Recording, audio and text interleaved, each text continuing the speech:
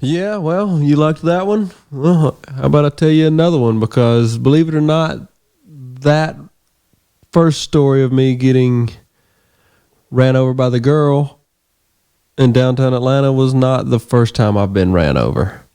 When I was a little kid, I actually got ran over at school, if you could believe that, on a day called Rock'em Sock'em Read'em Day. It was the happiest day for all the second graders because we didn't actually have real school that day. On Rock'em Sock'em Reading Day, you got to come into school, bring all your favorite books and snacks and bullshit like that, and you're going to hang out in your socks all day and just and pallets and bullshit on the floor and read different stories. And that was the majority of the day. It was a fuck off day, and we had such a glorious day. I remember all the kids just having fun. It was back when Surge was a thing, the drink Surge, and we would all on Rock'em Sock'em Reading Day. Everybody looked forward to all the. You wasn't shit if you didn't get some salt and vinegar potato chips and a Surge. If that wasn't the snacks you requested during the week for being good and being able to attend the Rock'em Sock'em Reading Day extravaganza, right? So we had that whole day, and then it's the end of the day.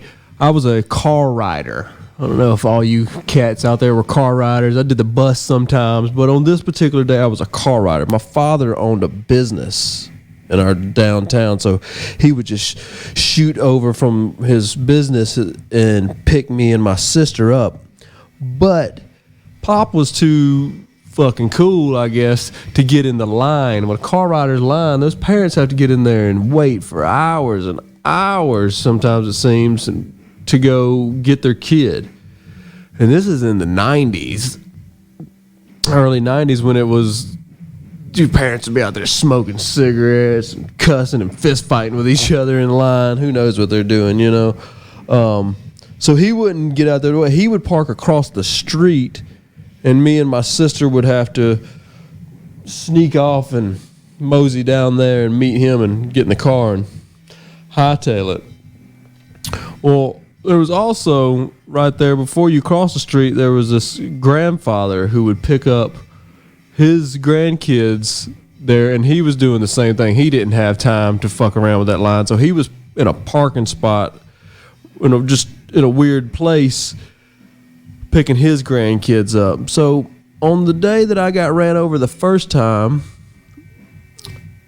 I'm running to go across the street where Dad's parked at, and he's straight across the street where I can see him, and I duck down to tie my shoes because I'm a responsible little boy. I'm in second grade, so I'm like 6, 7 years old. I'm a good little boy. I'm going to tie my shoe before I cross the street. Well, I bend down to tie my shoe, and then I hear that big old Silverado crank up, this old truck right in front of me. It was a beast, a big metal truck. It started up, and it started rolling towards me, because that's where I tied my shoe. I ducked down right in front of this vehicle. He starts coming towards me, and my little butt, it was too late for me to get out of the way, so I dove backwards, as you would, and I didn't get out. He ran over my front legs completely, and then he's going slow. He's just pulling across the curb and out onto the street. I didn't get rammed like I did by the lady 25 years, 30 years later.